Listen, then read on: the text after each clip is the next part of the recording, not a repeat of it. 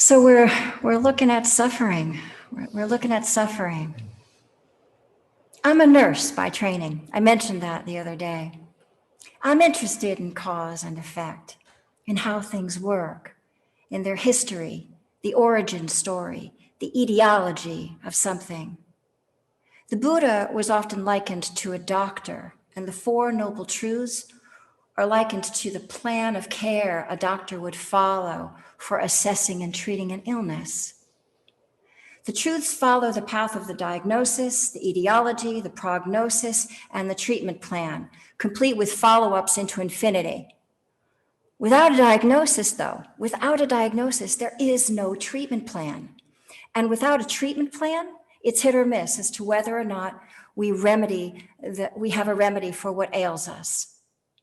With a diagnosis, we can look at the causal variables, and from there, we can discern an appropriate treatment plan. We can, with the short and the long-term practices for healing and care for our well-being. And we can consider and implement and tweak them accordingly, which we'll have to do. We reassess, we want to keep reassessing because doctors and nurses know symptoms can and they do change. One of my nursing instructors, my very first nursing instructor, her favorite line was, "Nothing is as constant as change." She was a retired Army nurse with this little cupcake hat, and she would walk around like that, and her name was Constance, which always cracked me up. Her favorite line, "Nothing is as constant as change," and that was her first name. Mindfulness trains us to monitor, to minister, to attend to our experience as we are relating to the world.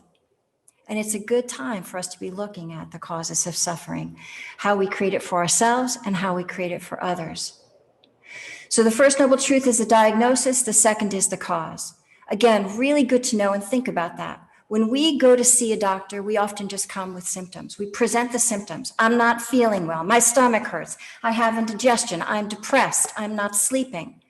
We're not really sure what's going on, but we go to the doctor to try to figure that out, to try to understand why. Tell me what's going on. And once we have the diagnosis, then we can figure out what to do. But if we don't have it, neither we nor the doctor knows what's best for us. So, again, we want to understand, why, how these hang together. So in this first noble truth of the diagnosis, in life there is suffering, predictable, inevitable suffering of sickness, old age, and death. There's a suffering that we create from wanting things other to be here than that are here. And the suffering from our reactions at any given time, these reactions. And this second noble truth says, what is the cause of these reactions? Gross and subtle. It's craving. And craving a particular kind of desire, actually. Tanha is the name of that desire. Thirst, unquenchable thirst. That's the main cause of suffering. It's good to know that so we don't keep feeding it. So we're invited to get curious about craving from a top-down perspective and from a bottom-up perspective. So we get to see the causal variables as they play out with one another, desire and ignorance, as they manifest in our wishing for a noise to end, or for tomorrow to come, for connection, wishing for more alone time, or craving for something unpleasant to stop, or for the pleasant experiences to just keep rolling on endlessly, one after another. We crave to be entertained and to be educated, not to be bored. We want more of this and less of that. The question is, can you see you? And can you see your preferences and reactions? Can you see them in these kinds of examples? Can you feel the push and the pull around your preferences and the you that's identified with them? We want to get to know the subject-object relationship and the grip of the energy that keeps that attachment alive. In mindfulness, we're training ourselves to see the suffering, to look at it from a wise and caring perspective.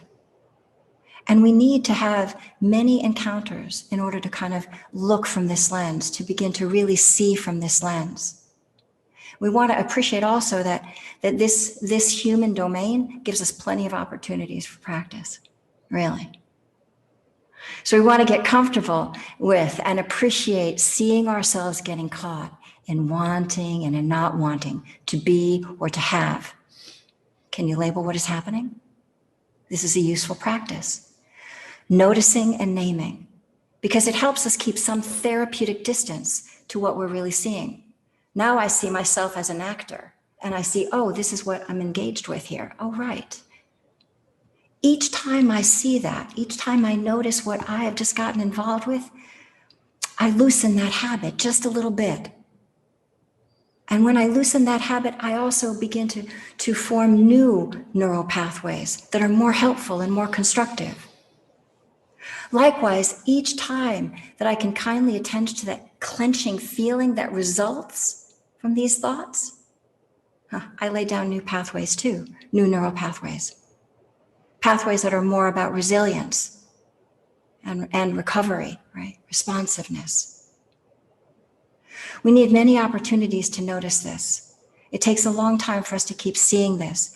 It's not our way, it's not our habit. We were educated out of our bodies long ago and far away. And that's where all of the action is in our bodies. That's where we feel. That's how we feel, right?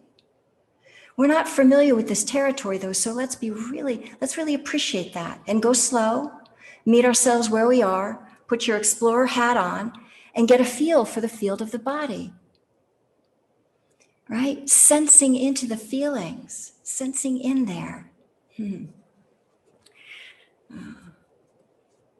And feel only to the degree that it feels safe. This is really important. Nobody else is there with you.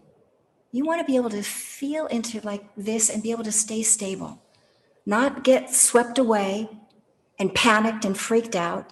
You want to be able to stay here in the present moment in a body breathing as you're feeling this. So go slow, go slow. But when you notice that thought, notice the upsetting thought, label it, take a breath and come on back in.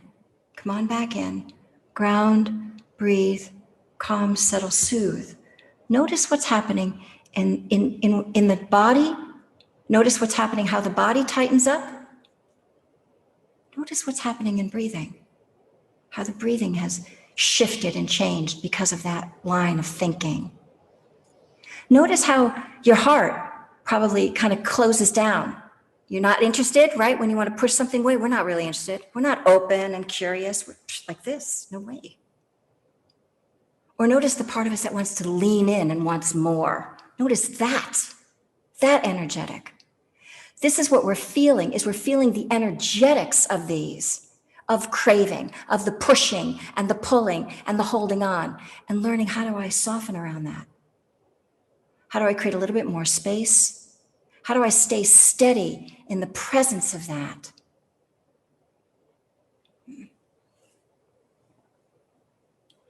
So, notice you, the actor who's getting caught up in something.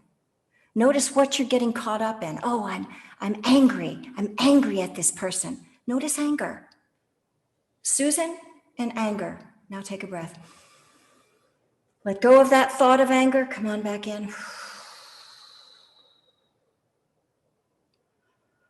Ground, feel the body on the ground. Breathe, feel breathing.